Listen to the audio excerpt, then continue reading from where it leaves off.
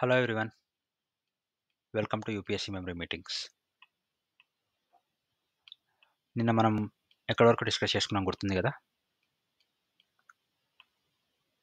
ఒక్కసారి వెనకాలకి వెళ్తే మనం నిన్న ఫిజికల్ పాలసీ వరకు డిస్కస్ చేసుకున్నాం, రైట్?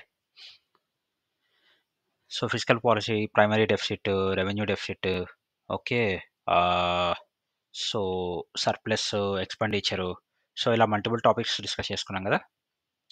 సో ఇవాళ టాపిక్ వచ్చేసి మనకి మానిటరీ పాలసీ.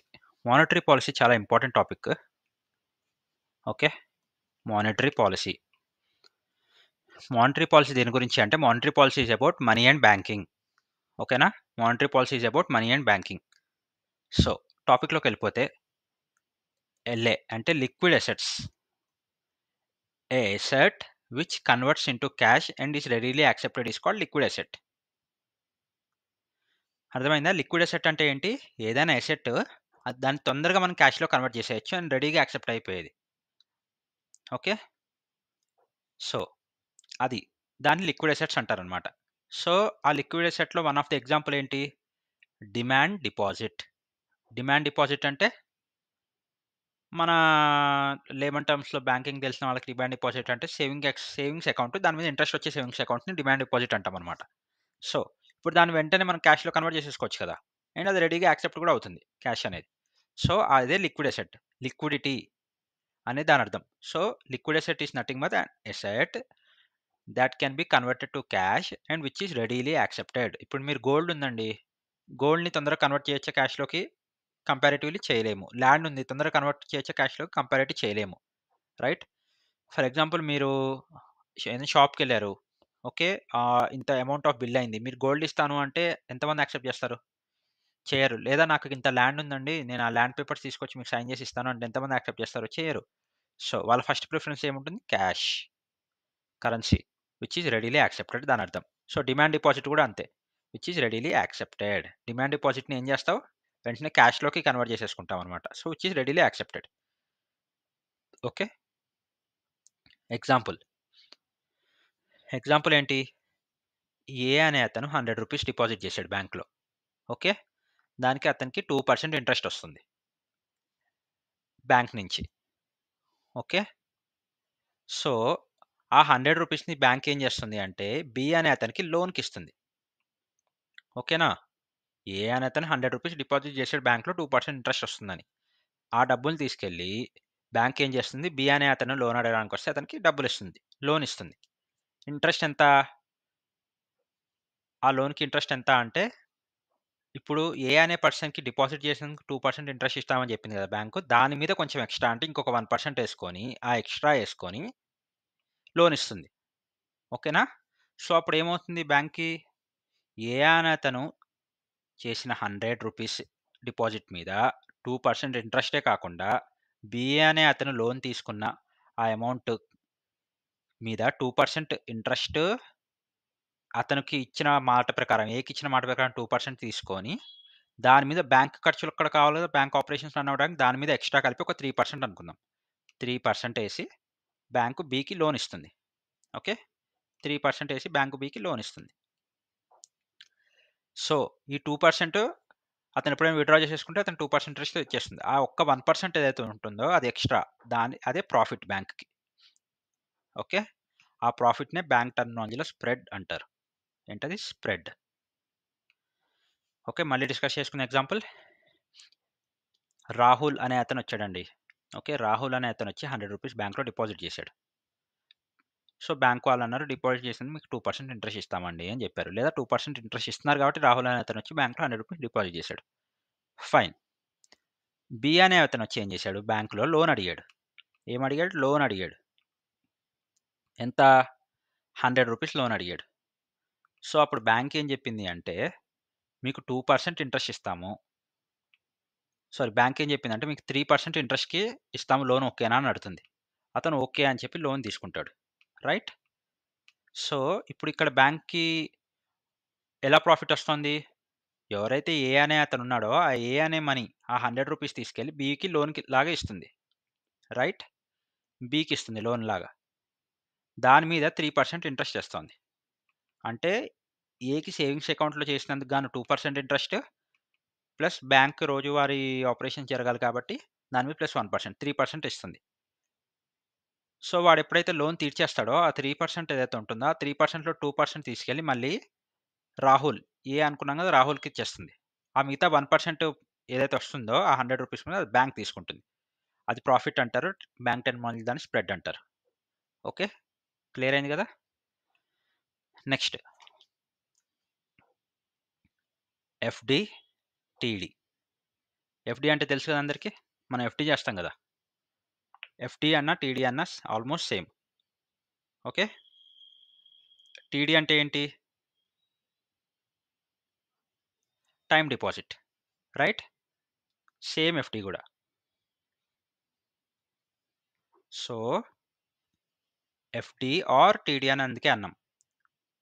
టీడీ అంటే టైమ్ డిపాజిట్. ఎఫ్‌డి అంటే ఫిక్స్డ్ డిపాజిట్. తెలిసిందే కదా! So, bank asks X person to invest 100 as a time deposit. Okay. With high interest for a time period. If that X withdraws, he should bear the loss. No total amount. అంటే ఈ example అర్థం ఏంటంటే రాహుల్ అనే అతను ఉన్నాడండి. Bank అతన్ని ఒక ₹100 invest చేయమంటుంది. దేని కింద? TD or FD. ఎఫ్‌డి అనుకుందాం. మనందరికి ఎఫ్‌డి తెలుసు కాబట్టి ఎఫ్‌డి. ఎఫ్‌డి కింద ఇన్వెస్ట్ చేయమంటుంది. ఒక ఇంట్రెస్ట్ ఇస్తాము అని చెప్తుంది. ఇవాళ మార్కెట్‌లో ఇంట్రెస్ట్ ఎంత? 7% కదా! 7%. ఓకే. 7% ఇస్తామంటుంది. 7. ఓకే. ఒక 5 ఇయర్స్ లాకింగ్ పీరియడ్ పెడుతుంది. 5 ఇయర్స్ ఉంటేనే మీకు 7% వస్తుంది. ఈలోపు రాహుల్ అంటే ఎక్స్ అనే రాహుల్‌కి ఎమర్జెన్సీ వచ్చి అతను విత్‌డ్రా చేసుకున్నాడనుకో, అతనికి 7% ఇంట్రెస్ట్ ఏదైతే ఇస్తాము అని చెప్పి బ్యాంక్ చెప్తుందో ఇవ్వదు. ఈ 5 ఇయర్స్ లోపు విత్‌డ్రా చేసుకుంటే. కొంచెం అమౌంట్ లాస్ వస్తుంది. టోటల్ అమౌంట్ రాదు ఇంట్రెస్ట్‌తో సహా. సో, అది FD or TD concept. FD అంటే ఫిక్స్డ్ డిపాజిట్, టీడీ అంటే టైమ్ డిపాజిట్. సో, టైమ్ చెప్తోంది కదా! సో, అలా అన్నమాట. నెక్స్ట్ వచ్చేసి డిమాండ్ డిపాజిట్. డిమాండ్ డిపాజిట్ అంటే ఏంటి? Demand deposit. బ్యాంక్ ఉంది. ఓకే. ఎక్స్ అనే అతన్ని ఇన్వెస్ట్ చేయమంటుంది. ఓకే. ఒక 100 అనే అమౌంట్. ఇందులో డిమాండ్ డిపాజిట్ అకౌంట్‌లో. ఓకే. ఆ డిమాండ్ డిపాజిట్ అకౌంట్‌లు 2 ఉంటాయి. ఒకటి లో ఇంట్రెస్ట్, ఒకటి నో ఇంట్రెస్ట్. లో ఇంట్రెస్ట్ అంటే కొంచెం చాలా తక్కువ ఇంట్రెస్ట్. ఇందాక ఎఫ్‌డికి 7 అనుకున్నాం కదా! ఇది 1, 1 ½ ఆ టైప్ ఉండొచ్చు. లేదా అసలు ఇంట్రెస్టే ఉండదు. Okay. Savings account, current account ఉంటాయి. సేవింగ్స్ అకౌంట్‌కి లో ఇంట్రెస్ట్ ఉంటుంది. కరెంట్ అకౌంట్‌కి ఇంట్రెస్టే ఉండదు. సో, ఆ అకౌంట్స్‌ని డిమాండ్ డిపాజిట్ అకౌంట్స్ అంటారనమాట. Got it? Next bank total deposits. Bank total డిపాజిట్స్‌ని ఏమంటారు? NDTL. Net demand time liability. Net demand time liability. Okay.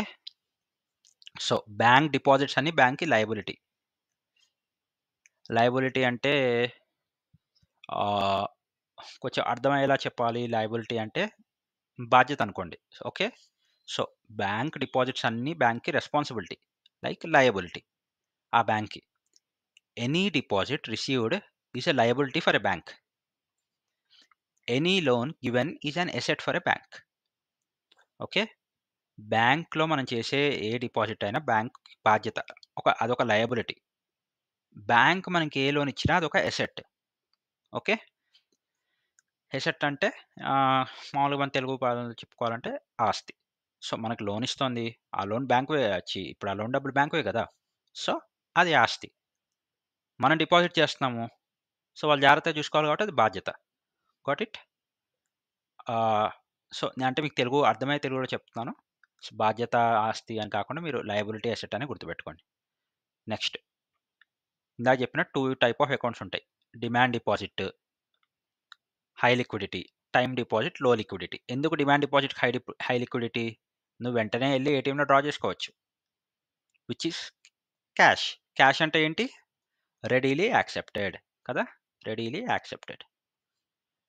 Time deposit అంటే లో లిక్విడిటీ. ఎందుకు? లాక్ ఇన్ పీరియడ్ ఉంటుంది. ఆ లాకిన్ పీరియడ్ లోపల నువ్వు బ్రేక్ చేయాలి. బ్రేక్ చేస్తే నీకు లాసు. పైగా లాకిన్ పీరియడ్‌లో బ్రేక్ చేయాల్సినందుకు చాలా రెస్ట్రిక్షన్స్ ఉంటాయి. కొంచెం టైం పడుతుంది. వెంటనే డబ్బులు రావు. సో, అందుకే low liquidity. Okay. Economy right is money supply. Economy అంటే ఏంటి? Money supply. That is nothing but cash plus bank deposit. Bank deposits is nothing but demand deposit, time deposit. So, ఎకనామీలో ఒక sector అనుకోవచ్చు. ఎకనామీలో ఒక category అనుకోవచ్చు. ఏంటంటే ఎకనామీలో మనీ సప్లై. మనీ సప్లై ఎలా జరుగుతుంది? Cash plus demand deposit and time deposit రూపంలో జరుగుతూ ఉంటుంది మనీ సప్లై అనేది. అంతే కదా! ఇప్పుడు క్యాష్ ఉంటుంది మన జేబుల్లో ఉంటుంది. లేదా ఏటీఎమ్స్‌లో ఉంటుంది. అది కాకుండా ఇంకా ఎకనామీలో మనీ ఎక్కడ ఉంటుంది? బ్యాంక్స్‌లో ఉంటుంది. బ్యాంక్స్‌లో ఏ రూపంలో ఉంటుంది? డిమాండ్ డిపాజిట్‌లో ఉంటుంది, రూపంలో ఉంటుంది. టైమ్ డిపాజిట్ రూపంలో ఉంటుంది. టైమ్ డిపాజిట్ అంటే ఏంటి చెప్పా కదా! ఎఫ్‌డి. రైట్? డిమాండ్ డిపాజిట్ అంటే ఏంటి? Savings account. Savings account. Writing ignore చేయండి. Savings account. సో, ఎకనామీ ఏ రూపంలో ఉంటుంది? మనీ సప్లై రూపంలో ఉంటుంది. మనీ సప్లై రూపాలకి మనీ సప్లై ఎన్ని రూపాల్లో ఉంటుంది? మనీ సప్లై 2 కేటగరీస్‌లో ఉంటుంది. కేటగరీ 1 క్యాష్ రూపంలో ఉంటుంది. అంటే మనందరి జేబుల్లో ఉంటుంది. లేదా ఇంట్లో ఉంటుంది. క్యాష్ ఇంకొక కేటగరీ దేనిలో ఉంటుంది? బ్యాంక్ డిపాజిట్స్ రూపంలో ఉంటుంది. ఆ బ్యాంక్ డిపాజిట్స్ ఏంటి? Demand deposit, time deposit. ఓకేనా? ఇవన్నీ కాకుండా ఇంకో కాన్సెప్ట్ మనందరికీ తెలుసు. మన పేరెంట్స్, గ్రాండ్ పేరెంట్స్ ఎక్కువ సేవింగ్స్ చేసుకున్న ప్లేస్ ఇది పోస్ట్ ఆఫీస్. ఇది కూడా గవర్నమెంట్‌దే కదా! దానిలో సేవింగ్స్ అకౌంట్ ఉంటుంది. స్కీమ్స్ ఉంటాయి. దానిలో డిపాజిట్స్ ఉంటాయి. ఓకే. నేషనల్ సేవింగ్ సర్టిఫికేట్స్ ఉంటాయి.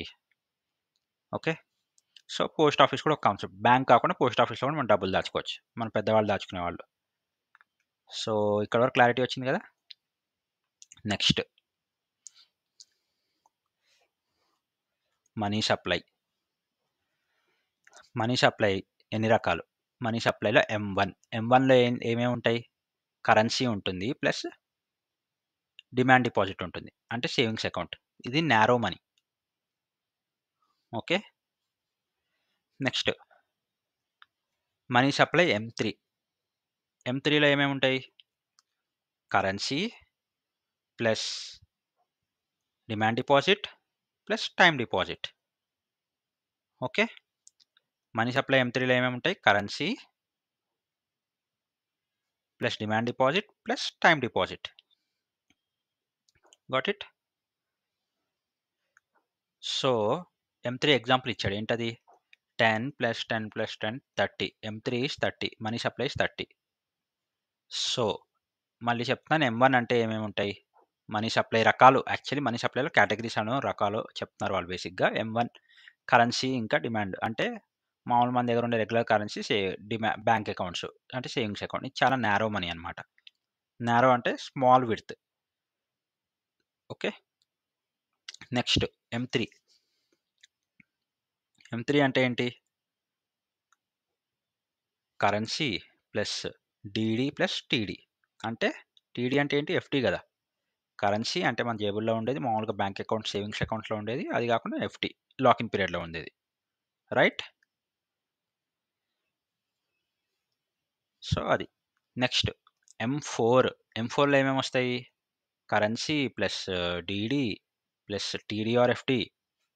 Okay. Plus post office. Okay. So, currency plus DD అంటే తెలుసుగా? సేవింగ్స్ అకౌంట్ లేదా కరెంట్ అకౌంట్. టీడీ అంటే ఎఫ్‌డి టైమ్‌లీ డిపాజిట్ లేదా పోస్ట్ ఆఫీస్. సో, ఇక్కడేంటి 10, 10, 10, 10, 40. సో, ఇది ఎన్ఎస్‌సి వేరు. నేషనల్ సేవింగ్ సర్టిఫికేట్ ఇది వేరు. పోస్ట్ ఆఫీస్‌లో. But only regular post office deposits మాత్రం కన్సిడర్ చేస్తాం. M4 అనే దానిలో. Next last but not least M2. M2లో ఏముంటాయి? మళ్ళీ currency, demand deposit plus post office. Only savings account. Okay. So, వీళ్ళు చెప్పదలుచుకుంది ఏంటంటే బేసిక్‌గా M1, M2 అనేది హైలీ లిక్విడ్.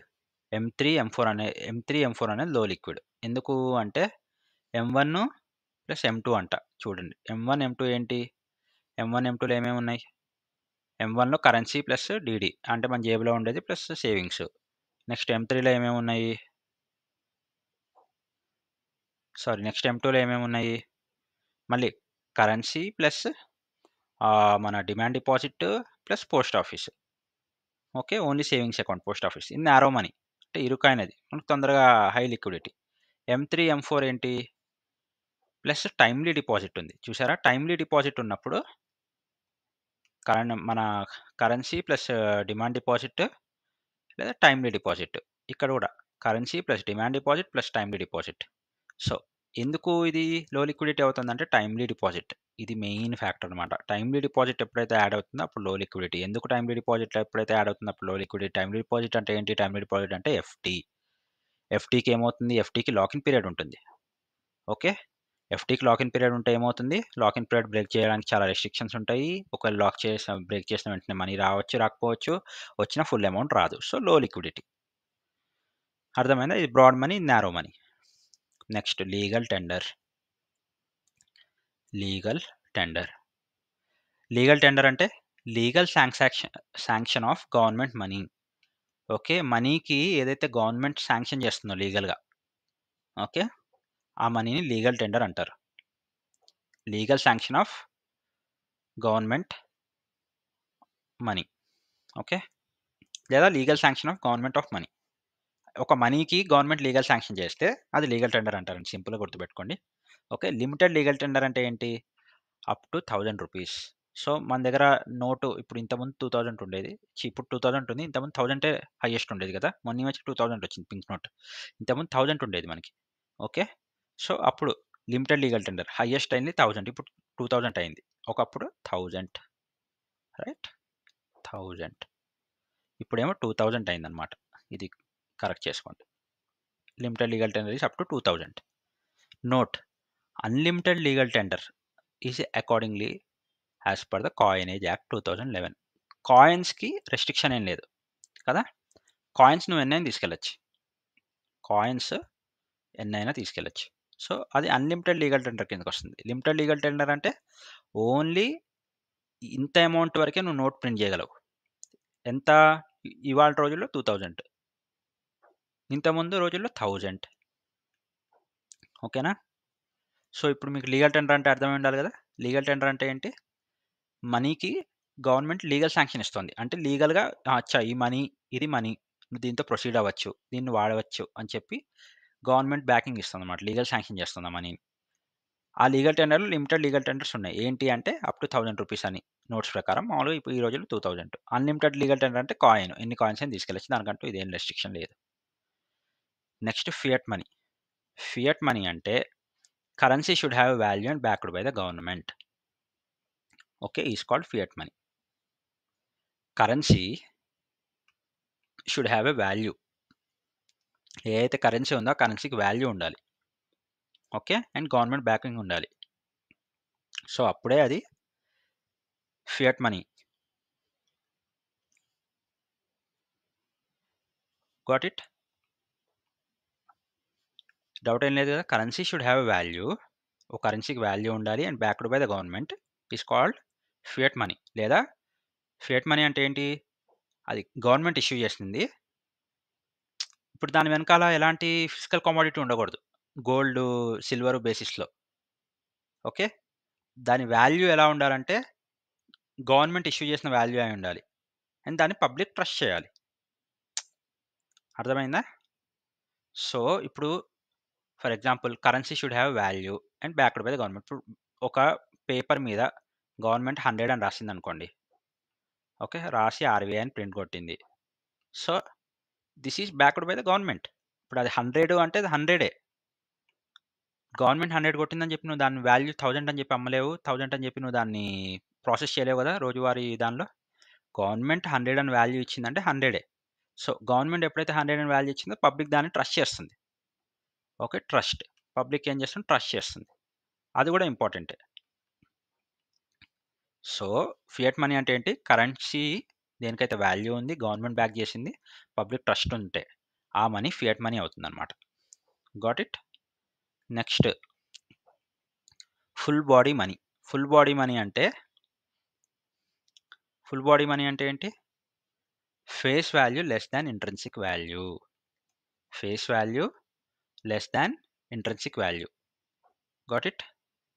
ఫేస్ వాల్యూ అంటే ఏంటి? ఇంట్రెన్సిక్ వాల్యూ అంటే ఏంటి? మీరు ఎంతమంది తెలుసు ఫేస్ వాల్యూ అనేది ఏంటి, ఇంట్రెన్సిక్ వాల్యూ అనేది ఏంటి అని?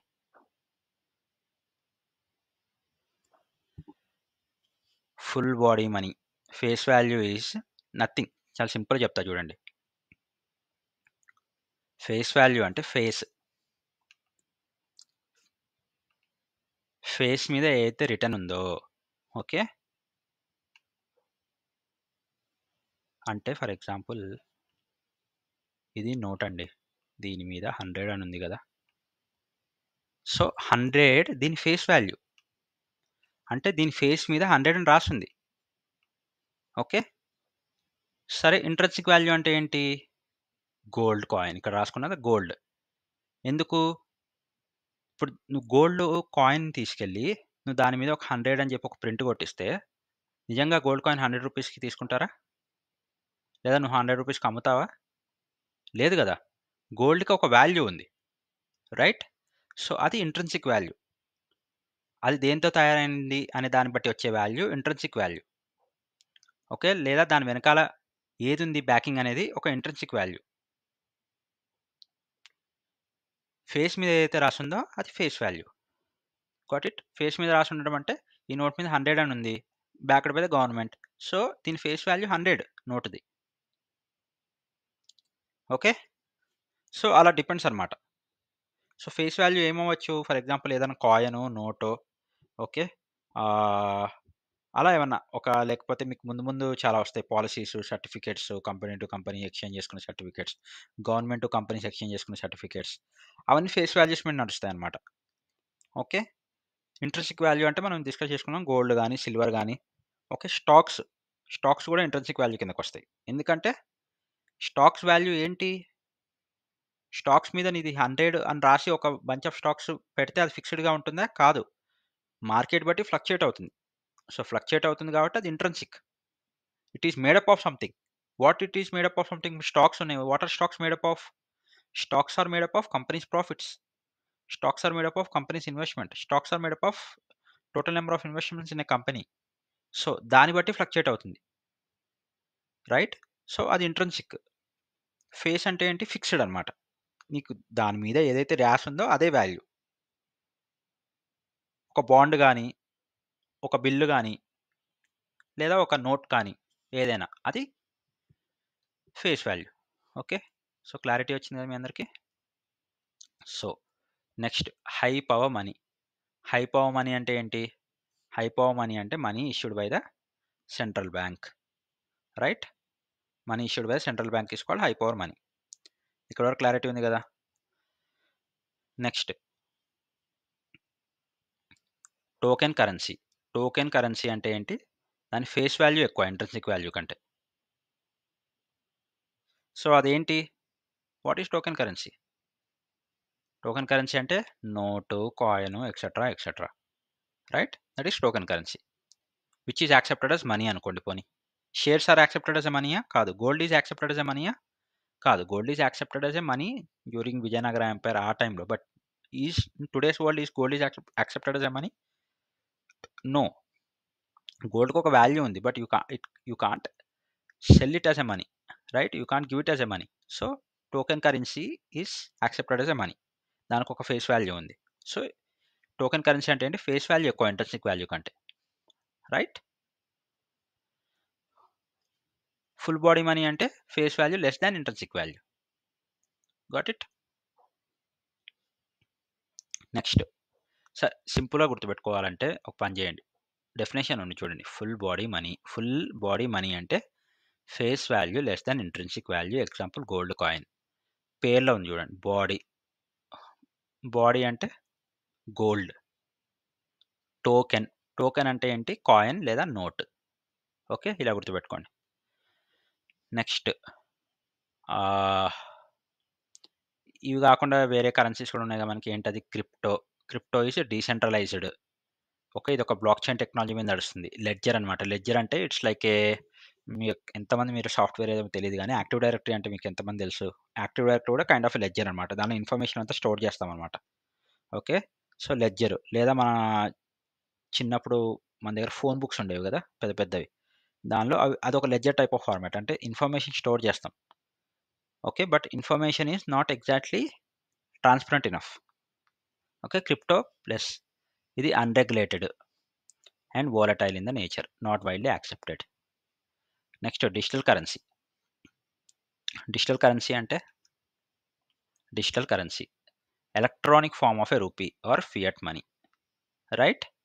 Electronic form of a rupee or fiat money is called digital currency. Fiat money ante enti? ఇందాక డిస్కస్ చేసుకున్నాం కదా ఫియట్ మనీ అంటే ఏంటి. ఫియట్ మనీ అంటే currency should have value and backed by the government is called fiat money కదా. So same digital currency అంటే ఏంటి? A electronic form of a rupee or a currency which is backed by the government, nothing but fiat money. Got it? Next CBDC. CBDC అంటే ఎంతమంది తెలుసు? Central bank digital currency. Okay, central bank digital currency CBDC. ఇది మామూలుగా ఏంటంటే central bank digital currency అంటే మన country ఉంది కదా, కంట్రీ యొక్క ఫిజికల్ కరెన్సీకి డిజిటల్ ఫామ్ ఇవ్వడం అనమాట. ఓకే, ఇక్కడ ఉంది చూడండి, encryption digital form of notes. Okay, కానీ క్రిప్టో కాదు. It's not a crypto but it's in a digital form, encrypted అనమాట. ఏదన్నా ఇప్పుడు government to government transactions nostro accounts అంటారు. మీకు తెలుసో తెలీదో ఓస్ట్రో అకౌంట్స్ అని ఉంటాయి. ఆ ఓస్ట్రో అకౌంట్స్ అంటే ఏంటంటే ప్రతి ఫారెన్ కంట్రీలో మనకంటూ మన ఇండియన్ గవర్నమెంట్కి ఒక అకౌంట్ ఉంటుంది. ఓకే, మనం ఏం చేస్తామంటే ఇప్పుడు ఒక ఇండియా అనే కంట్రీ, ఓకే, ఇండియా అనే కంట్రీకి ఆస్ట్రేలియాకి మనీ ఇవ్వాలంటే ఆస్ట్రేలియా వాళ్ళ ఏదైనా ఆస్ట్రేలియన్ గవర్నమెంట్ బ్యాంకులో, ఆస్ట్రేలియన్ గవర్నమెంట్ సెంట్రల్ బ్యాంక్ ఉంటుంది కదా, వాళ్ళ బ్యాంకులో మన ఇండియాకు ఒక అకౌంట్ ఓపెన్ అయి ఉంటుంది ఇండియన్ గవర్నమెంట్ పేరు మీద. ఓకే, ఎక్కడ? ఆస్ట్రేలియాలో. సో ఆ టైప్ ఆఫ్ అకౌంట్స్ని ఓస్ట్రో అకౌంట్స్ అంటారు. సబ్జెక్ట్ టు కరెక్షన్, నాకు గుర్తున్నంత వరకు చెప్తా. ఓస్ట్రో అకౌంట్ మనకు ముందు ముందు వస్తుంది, బట్ నాకు గుర్తున్నంత వరకు ఇట్స్ ఏ ఓస్ట్రో అకౌంట్ అని అంటాం. సో బేసిక్గా ఈ ఓస్ట్రో అకౌంట్లోనే ట్రాన్సాక్షన్ జరుగుతాయి. ఎప్పుడు సరే ఇండియన్ గవర్నమెంట్ ఆస్ట్రేలియన్ గవర్నమెంట్ డబ్బులు వేయాలంటే ఆస్ట్రేలియన్ బ్యాంక్లో కాదు, మన ఇండియా ఏం చేస్తుంది, మన ఇండియన్ గవర్నమెంట్ అకౌంట్ ఉన్న బ్యాంక్ ఏదైతే ఉంటుందో అందులో ఓస్ట్రో అకౌంట్కి మనీ వేస్తారు. సో ఈ subject to correction, but this is an example. So ఈ సిబిడిసి అనేది అక్కడికి వస్తుంది అనమాట. ఇది ఎంక్రిప్టెడ్ అనమాట and digital form of notes. ఇది ఈ రూపీ అని కూడా అంటాం. ఇది క్రిప్టో కాదు, బ్లాక్ చైన్ టెక్నాలజీ మీద వర్క్ అవుతుంది, regulated by RBI. Wallet to wallet transaction అనమాట ఇది. ఓకే, క్లారిటీ వచ్చింది కదా. జస్ట్ మళ్ళీ ఒక సెకండ్లో చెప్పేస్తాను. సిబిడిసి అంటే central bank digital currency, digital version of countries physical currency. Got it? So ఈ బ్లాక్ చైన్ టెక్నాలజీ మీద వర్క్ అవుతుంది, regulated by RBI, wallet to wallet transaction. Okay, next అది కాకుండా యూపీఐ. యూపీఐ అందరికి తెలుసు కదా. Next NPCI.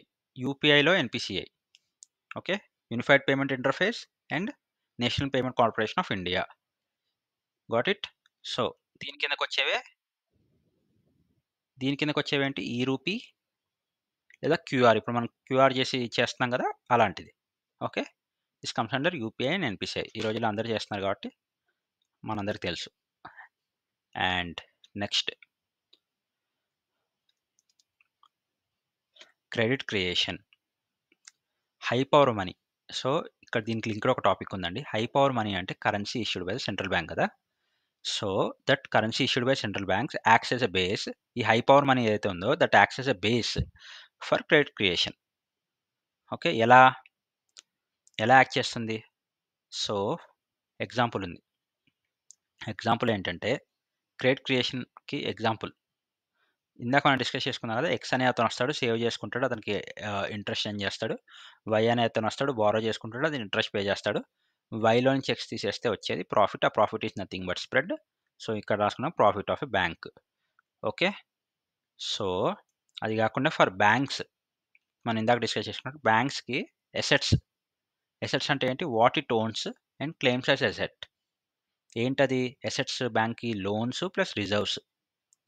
సో మనకు loan ఇస్తుంది కదా బ్యాంకు, ఆ లోన్స్ బ్యాంక్కి ఎసెట్స్ కిందకు వస్తాయి. రిజర్వ్స్ అంటే ఏంటంటే మీకు ముందు ముందు వస్తాయి. ఏంటిది?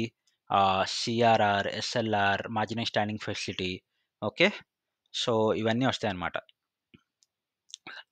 Cash reserve ratio, statutory liquid ratio, marginal standing facility ఇవన్నీ వీటిలో కొన్ని కాన్సెప్ట్స్ ఉంటాయి మనకి. రిజర్వ్స్ ఎందుకు చేసుకుంటాము, ఇవి ఆర్బీఐ చేసుకోమంటుంది. ఇవన్నీ నెక్స్ట్ టాపిక్స్ చాలా ఇంట్రెస్టింగ్‌గా ఉంటాయి.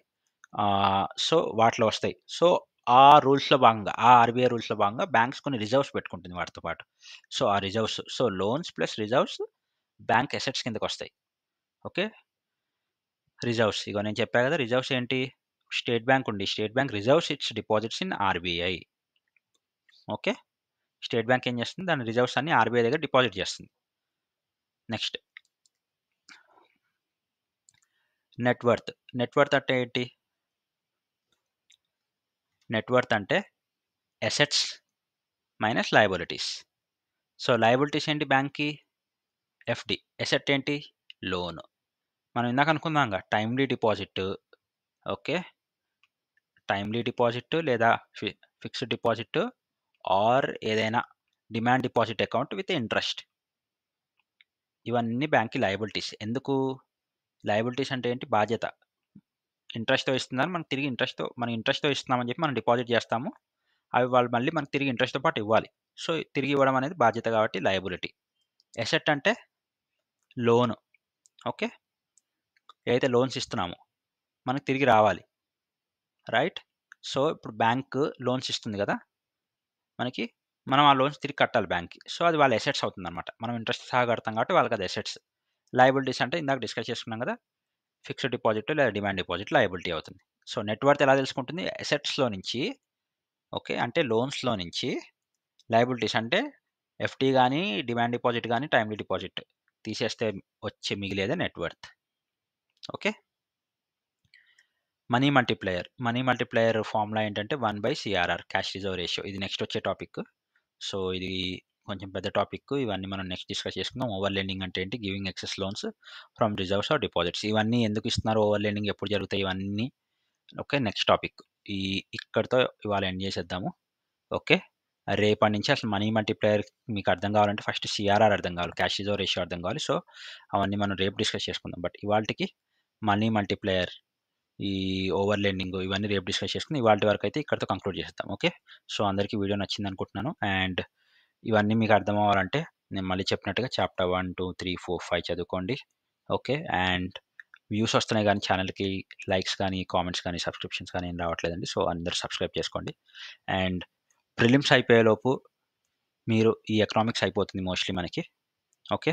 మీరొక్కసారి ఈ మంత్ ఎండింగ్ కల్లా ఎకనామిక్స్ అవ్వగొట్టడానికి ట్రై చేస్తాను. మీరొక్కసారి గనక ఈ ఎకనామిక్ క్లాసెస్ అన్నీ వింటే మీకు చాలా వరకు ప్రిలిమ్స్‌లో కాన్సెప్ట్ క్లారిటీ అర్థమవుతుంది. మీరు ఆప్షన్స్ ఎలిమినేట్ చేయడానికైనా నా నోట్స్ యూజ్ అవుతుంది. అండ్ కొన్ని ఆప్షన్స్ సెలెక్ట్ చేయడానికైనా నా నోట్స్ యూజ్ అవుతుందని నేను అనుకుంటున్నాను. Thank you everyone. Have a great day. By.